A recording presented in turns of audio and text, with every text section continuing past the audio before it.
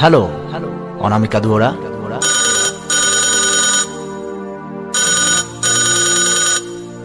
Hello Anamika Duwara, কেনে আছা? কেনে আছে মা, দেউতা, দাদা, বৌ আৰু ধুন? কুশলে আছেনে সকলো? কুশলে আছানে তুমি?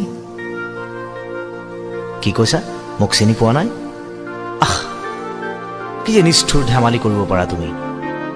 মই সেই নিৰুদ্দিষ্ট গড়গঞা কবি, তোমাৰ চহৰ মোৰ বিষাদ নগৰী নাজিৰাৰ যি আজন্ম প্ৰেমিক। মোৰ খবৰ কিদৰে মই সুখী হ'ব পাৰোঁ কোৱা? কেৱল শূন্যতাৰ কবিতাৰে কিদৰে মই পূৰণ কৰোঁ মোৰ শূন্যতাৰ আকাশ। হেল্ল' অনামিকা, এইবাৰ বিহুতে হয়তো মই ঘৰলৈ যাম, কিন্তু তোমাক জানো লগ পাম?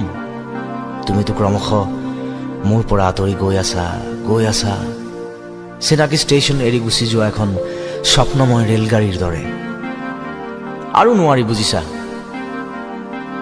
বৰ যন্ত্ৰণা এনেদৰে।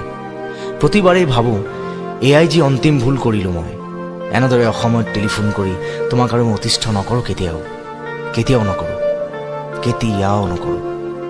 কিন্তু মই কি কৰিম কোৱা? তুমিহীনতাৰ শূন্যতাৰে বৰ নিসংগ হৈ পৰিছোঁ মই। আৰু এয়া চোৱা, নকৰোঁ বুলি আজিও পুনৰ টেলিফোন কৰিছোঁ তোমালৈ।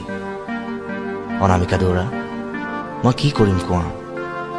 মোৰ যে অকণো বিশ্বাস নাই মোৰ এই অবাধ্য হাতখনৰ ওপৰত, হাতৰ আঙুলিকেইটাৰ ওপৰত।